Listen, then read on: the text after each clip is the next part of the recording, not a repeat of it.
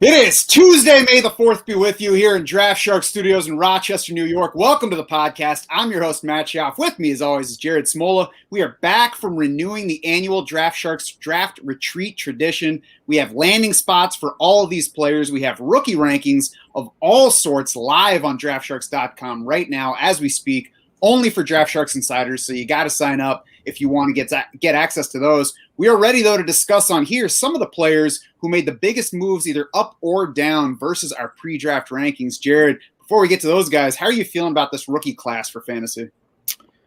Not great. I think there were just a lot of questions coming into the draft, and I sort of thought we might be disappointed when it all, was settled. And that's kind of what we got. I mean, the running backs, man, we almost went 3 full rounds with only 3 running backs off the board.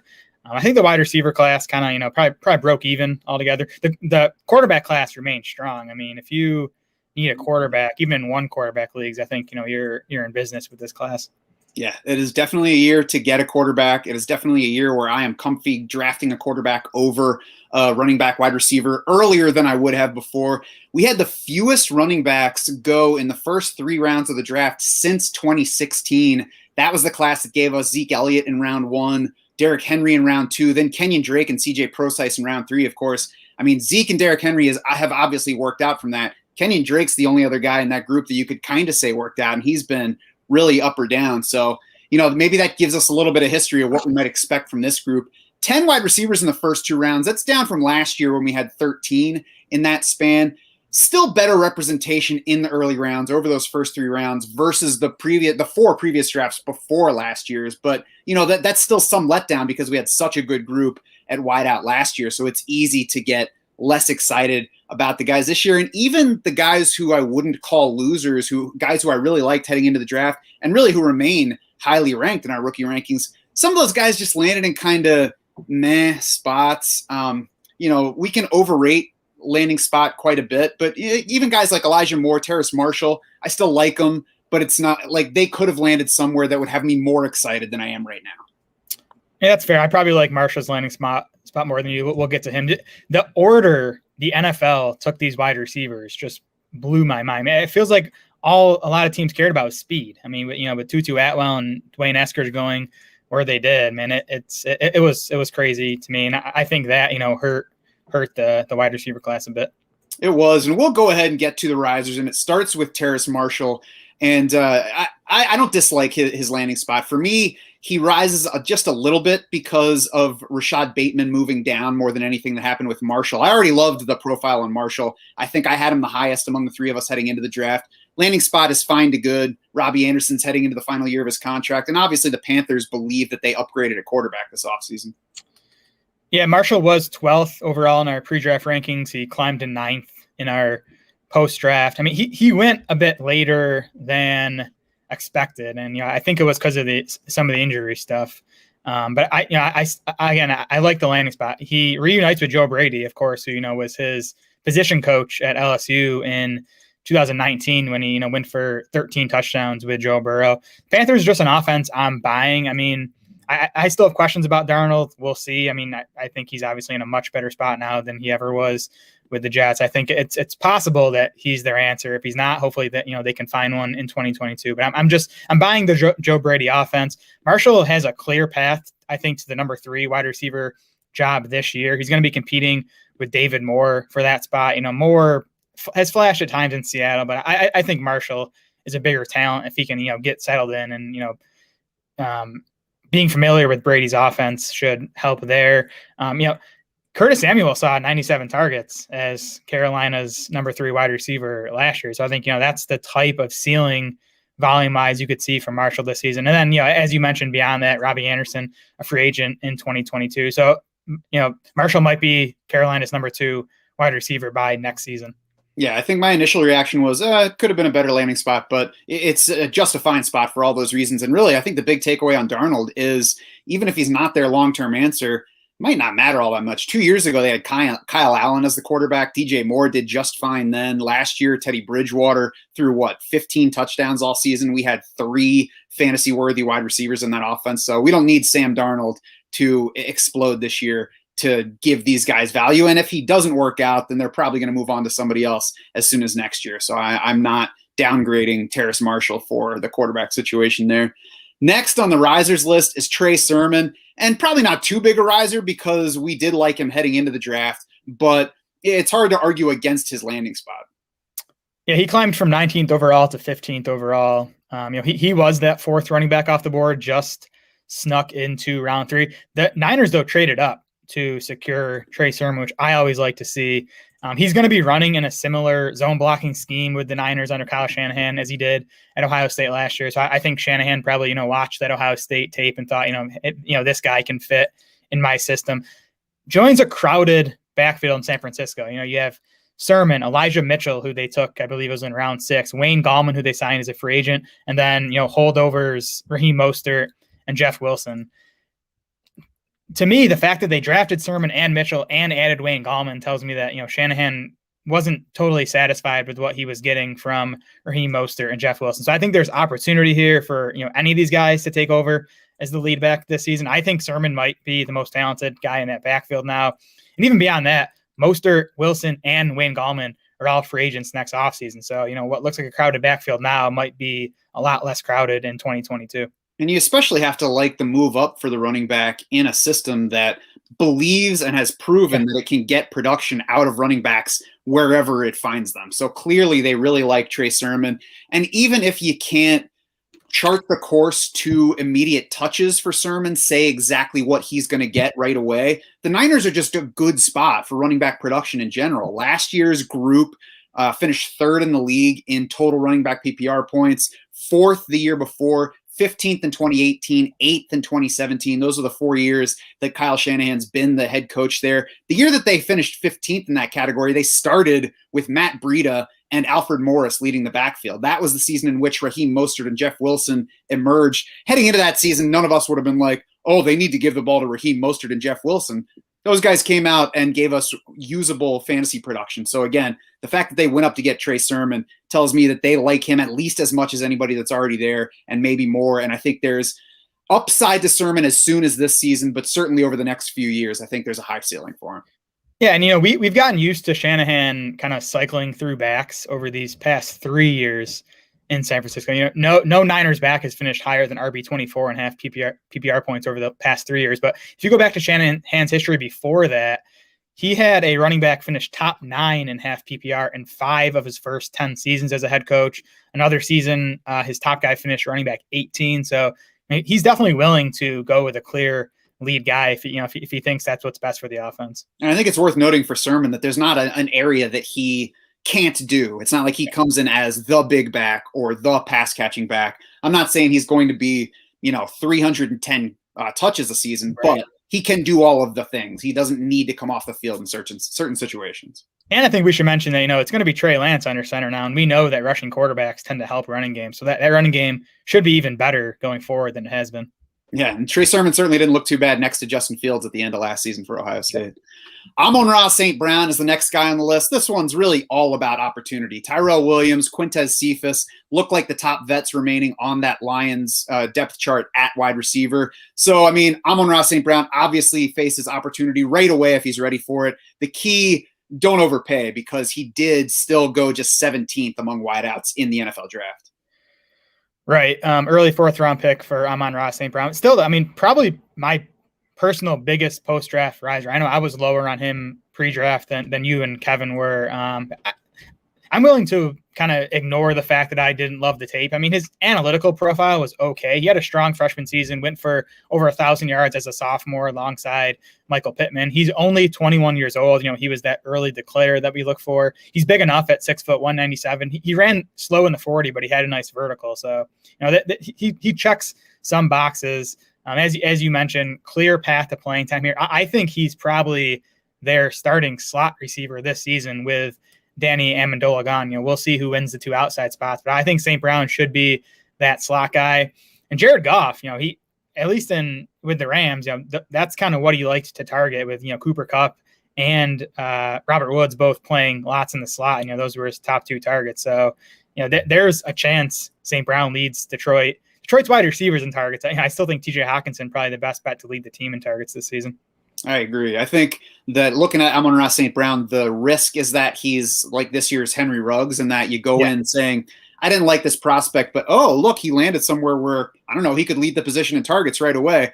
The difference, of course, is that you would be taking Henry Ruggs in round 1. St. Brown is like late round 2, early round 3, not that much investment. Yeah, he's up to 20th in our overall rank. So, still not a guy we're taking anywhere near round 1 of rookie drafts. Josh Palmer, the next wideout on this list, goes to a Chargers team that's certainly capable of throwing downfield. What do you think of Josh Palmer here, Jared? Yeah, nice landing spot, nice draft capital. He went earlier than I thought. He was the 11th wide receiver off the board in the middle of the 3rd round, ahead of Amon-Ra St. Brown, ahead of Nico Collins, ahead of Tylan Wallace. A lot of film guys had Palmer as one of their favorite sleepers in the class. I wasn't blown away, and his college production was underwhelming, but again, some smart people liked this guy. Chargers obviously like this guy. It's an offense I just want pieces of, with Justin Herbert as an ascending young quarterback. And Palmer has a nice opportunity here too. He's going to be competing with Tyron Johnson and Jalen Guyton for the number 3 job this season. Both those guys flashed at times last year, but they're both undrafted free agents, whereas, the Chargers just spent a 3rd round pick on Palmer. So I think he has a chance to be that number 3 this season. And beyond that, Mike Williams will be a free agent in 2022. So, Palmer could be, Justin Herbert's number 2 wide receiver by next season. Yeah, Justin Herbert only 28th in average depth of target last season, according to PFF among quarterbacks, but he supported 3 different wideouts that ranked among the top 13 in that category. The difference between those 2 numbers, of course, was that 147 targets went to Keenan Allen, 93 went to Hunter Henry, 25% of the team's targets went to running backs. So those all brought the average depth of target down. But Justin Herbert can throw downfield. Josh Palmer can get downfield, and he's well positioned to be a downfield receiver. The question, as you alluded to, can he beat out Jalen Guyton and Tyron Johnson as soon as this year? Maybe. We'll see. We'll watch this summer. Those 2 guys combined for 81 targets. So if Josh Palmer could turn into that guy right away, that's the kind of target upside for him right away. And as you mentioned, Mike Williams heading into his contract year, neither Guyton nor Johnson are signed beyond this year currently. So there's a chance he's immediately relevant. There is an even better chance that he's relevant as soon as next season and beyond. It's a good landing spot for Josh Palmer, and just, in a range where everybody's kind of like, maybe here's one thing to like about him, or here's one thing to dislike about him. I think Palmer only got himself helped by how the draft went. Yep, 23rd now in our post-draft rankings. Back half of the 2nd round, 3rd round pick. I think Palmer makes a lot of sense in rookie drafts.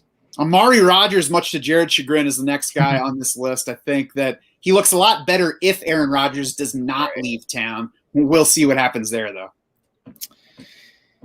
Yeah, my lean still is that Rodgers will be back in Green Bay. It's early May. I think this type of stuff tends to boil over, and I think he'll be back. We'll see. I think Rodgers drops 5 to 10 spots in these rankings if Aaron Rodgers is not back with the Packers. That's really what you're buying is an Aaron Rodgers wide receiver here. I'm still not excited about Amari Rogers as a player. I know he's been comped to Randall Cobb by a lot of people who, of course, spent time with the Packers. I think he's Randall Cobb with less juice, less big playability, but he is good after the catch.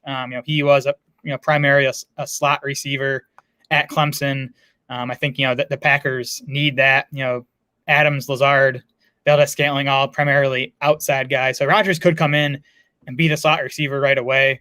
If that happens, and if Aaron Rodgers is still there, he's a guy who could be a fantasy factor as early as this season. I'm still not excited about long-term ceiling, though. I'm not sure he's ever, more than a wide receiver 3. Yeah, I liked Amari Rogers better than you did, because when I was watching Trevor Lawrence, I've already decided to forget his name. I kept having these plays where Amari Rogers jumped out, but I think it is worth remembering that Randall Cobb was a stud in college before he did what he did in Green Bay. So Amari Rogers might be a less proven version of Randall Cobb, and maybe just a lower ceiling version of Randall Cobb. I agree. Not an exciting prospect. Certainly better if Aaron Rodgers stays there. I say even if Aaron Rodgers leaves, though, it's still a soft wide receiver depth chart. So Amari Rogers could be as much as the number 2 wideout on that depth chart. As soon as some point this season, how high that pushes his ceiling, I'm not sure, but it's at least more attractive than it would have been if he waited until round 4 and went somewhere else. Right. He was a round 3 pick. Yeah. Middle of the 3rd round. So, pretty decent draft capital. Mm-hmm. Dez Fitzpatrick waited until round 4, but then he landed in a good spot for opportunity. What do you think about him? Yeah, I mean, I think Tennessee was one of the better landing spots for a wide receiver, even if they are a run-heavy offense. And I think as Derrick Henry ages and, there's a new offensive coordinator there, I think they're going to push towards the pass a bit more. But even still, Corey Davis, Adam Humphries, and Jonnu Smith all gone from last year's team. Those guys combined for 192 targets. So there's a lot of opportunity here, even if, A.J. Brown's going to take some of those, and I think he will. But, there's still opportunity. Fitzpatrick, 6'2", 208 pounds, 4'4", 940. So, he has the physical profile to replace Corey Davis on the outside. He's going to be battling with Josh Reynolds for that job. I like Reynolds as a prospect. I think he's probably better than Dez Fitzpatrick, but I think it's going to be an open competition. And, he has a chance to be that team's number 2 wide receiver this season. And I mean, Josh Reynolds, I think, is the bet to make for this season because he has several years in the NFL, but he's also on a 1-year contract. So even if Josh Reynolds stays ahead of Dez Fitzpatrick, maybe Fitzpatrick is Josh Reynolds beyond this coming season. And that's certainly something worth buying from a 4th round wide receiver in, round 3+ of a rookie draft. Also worth noting that when the Titans took Dez Fitzpatrick, Amon-Ra St. Brown was still on the board. Jalen Darden was still on the board. Tylan Wallace was still on the board, among other wideouts. I mean, he is an intriguing prospect. Even the production, I mean, he had 700 yards and 9 touchdowns as a true freshman. Kind of disappointed the next 2 years, but he did outgain Tutu Atwell last season, in the same offense. So, some intrigue there, not some schlub. Probably stole Tutu Atwell's desserts more than once, judging by their weights, too.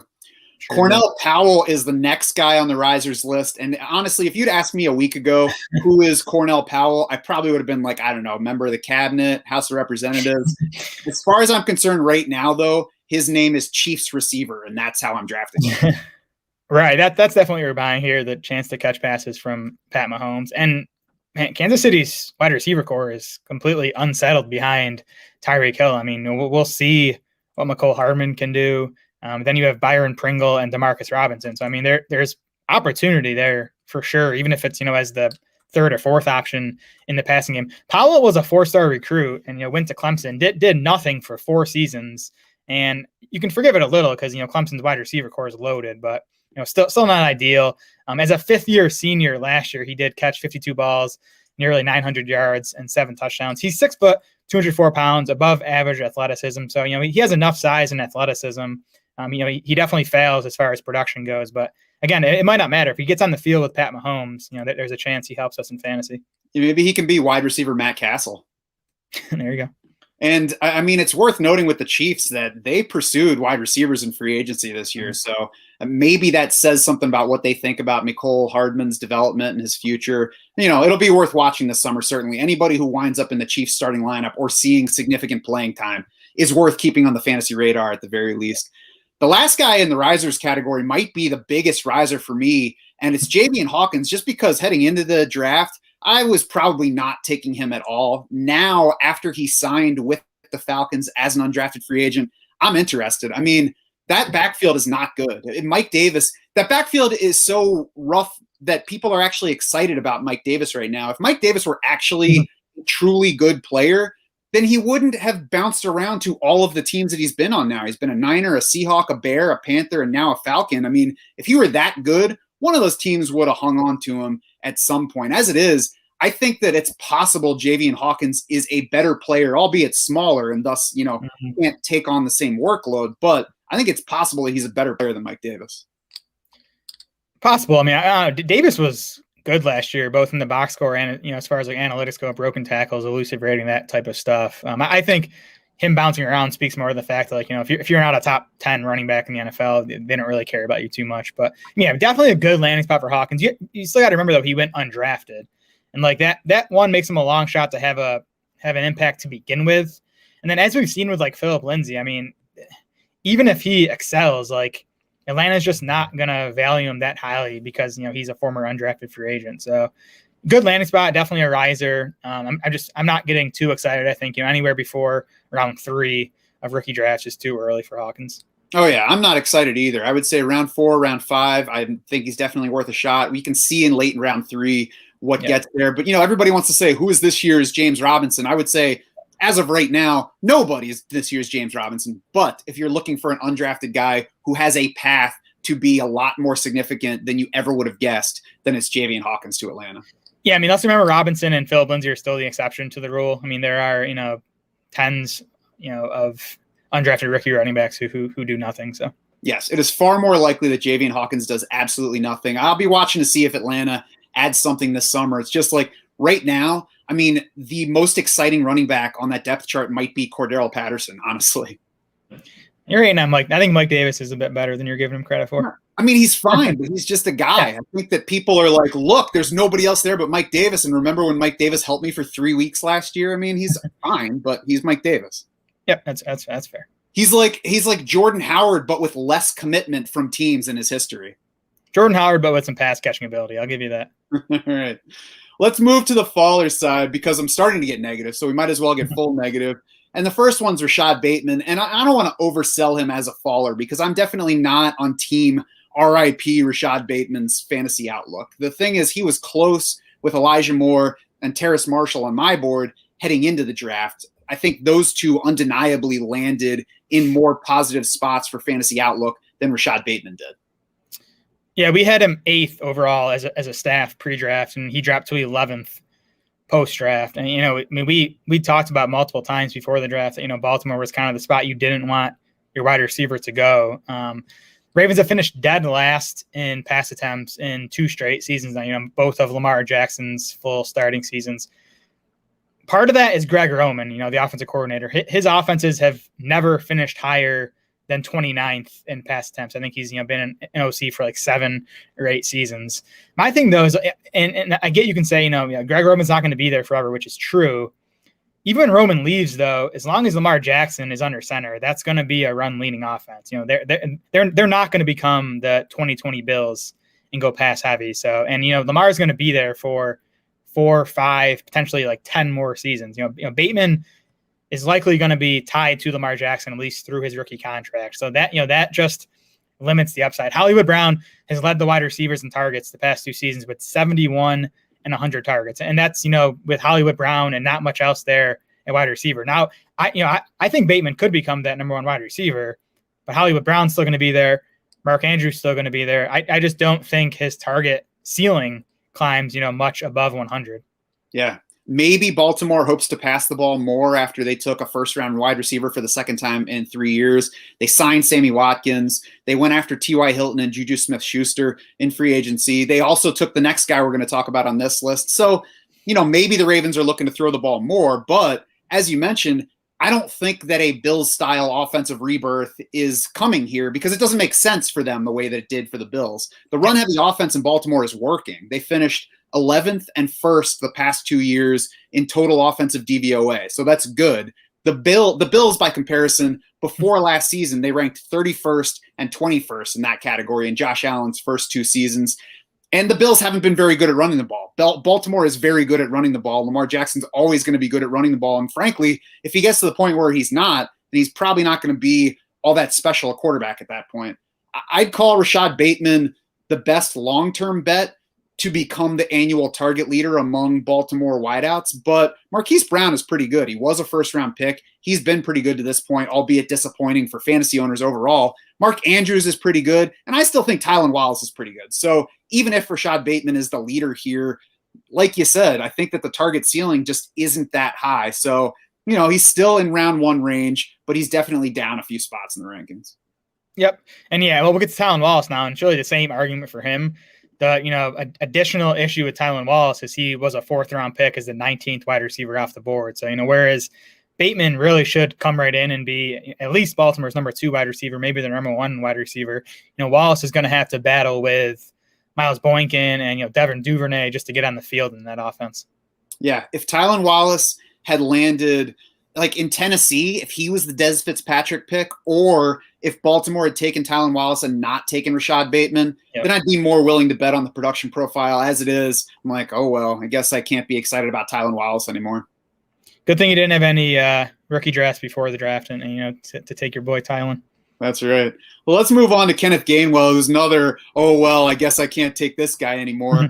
Lands in Philly, lands behind Miles Sanders, who is a better overall player and a good receiving back in his own right, and including the downfield stuff that is kind of what Kenneth Gainwell brings that most running backs do not. There's still room for Gainwell to complement Miles Sanders, who has not been a full-on workhorse and has had injury issues so far. There's obvious handcuff upside, but like if Kenneth Gainwell had landed in Michael Carter's spot with the Jets, I would be looking forward to his career a lot more. Yeah, I mean, the landing spot isn't a complete disaster to me. Like, I think Gainwell can immediately take over Boston Scott's role as the change of pace back. But it's also a new coaching staff, though. So, we don't know how Nick Sirianni and his staff feels about Miles Sanders. Sirianni, coming from the Colts where, Naheem Hines did what he did. So, maybe that's kind of what he envisions for Kenneth Gainwell. And, beyond that, Miles Sanders signed for 2 more seasons. But again, if he disappoints this year again, gets banged up or whatever, there's a chance Gainwell can grab a bit more of the backfield work. The bigger issue for me is that he dropped to the 5th round. It was the 9th running back off the board. So, the NFL in general wasn't too high on Gainwell.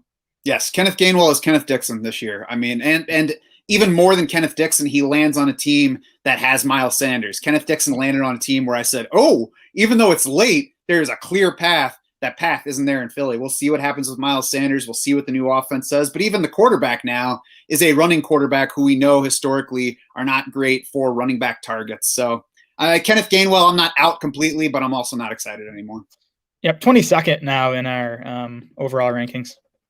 Chuba Hubbard comes up next on the list, and I think the best hope for him is that he's the clear-cut handcuff to Christian McCaffrey, or that McCaffrey breaks down. Frankly, I don't really want to buy shares in either of those stocks. And I don't like Hubbard as a handcuff because I don't think he's going to be a big factor in the passing game. So, even if McCaffrey goes down, I don't think, Hubbard's not going to take over anything close to his full role. It's probably going to be some type of committee still with him. I mean, nobody's going to take over Christian McCaffrey's role, but he could be Mike Davis. I don't know. I don't see that pass catching ability right now that Davis had. I mean, Davis was seeing 6-7 targets a game. I don't think Hubbard gets that this season if McCaffrey goes down. Yeah, I wanted him to land in a spot where he could come in and, I never thought he was going to be a feature back, but be part of a committee where he could get, 10 to 12 carries per game. And that's obviously not going to happen in Carolina. Right. I think the hope for Chuba Hubbard was that he landed even if he landed late in like Atlanta, it would be a nice spot for him. Or if he landed in a crowded backfield like San Francisco, he'd be like, but if he gets the ball for the 49ers, then everybody produces there. So, I mean, I agree. I think that if Christian McCaffrey goes down, I don't see why Chuba Hubbard would be significantly different from Mike Davis last season, but that's just not something that I'm paying much for. Handcuffs are sitting on our rosters until something bad happens to somebody else. That's just not a high upside purchase. Yeah, McCaffrey obviously just signed his long-term deal. He's still, only 24, 25 years old. So you're going to have to wait a while for Chuba to be more than a handcuff.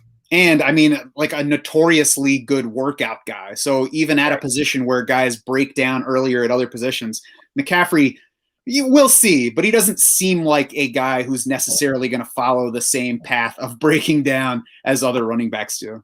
Agreed. Seth Williams, I'm just going to let you talk about him. I mean, obviously a loser. I think we disagree on, just how low to put him in the rankings, but he goes in the 6th round, which wasn't a major surprise if you kind of read. Like I remember reading Bob McGinn's piece in The Athletic, and it was kind of clear the NFL wasn't big on this guy. So he goes in the 6th round. He joins a loaded Broncos wide receiver core. And obviously not going to be a factor this season. I mean, he's going to have to battle just to make the team. It might be like Seth Williams versus like Tim Patrick for a roster spot this season. I'm still intrigued by the prospect, and I think it's worth noting that Cortland Sutton is due to hit free agency next season. So I think the upside, if you love Seth Williams, you could say he might be the Cortland Sutton replacement in 2022. He is that big contested catch winner. So he's a very poor man's version of Cortland Sutton.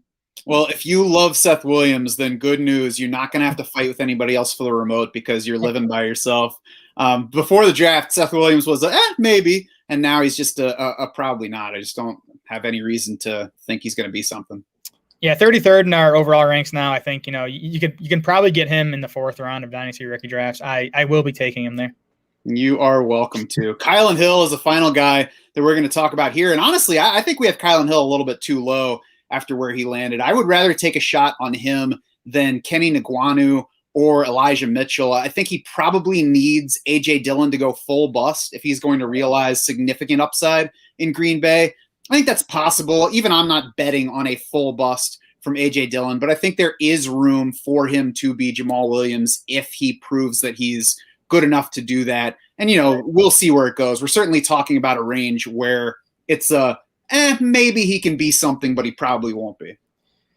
Yeah, Kylan Hill's draft result actually made me more sad than Seth Williams, because I thought Hill was like the one potential running back, outside the top 3 or 4 who had the size and pass catching ability to, be a team's lead ball carrier and lead pass catching back out of the backfield. That obviously is a long shot now. He barely made it into the draft. He went in the late 7th round when one of the last picks of the draft, as you said, joins that loaded Packers backfield. A.J. Dillon still doesn't project to be a pass catching back. So, Hill, as you mentioned, could capture that Jamal Williams role.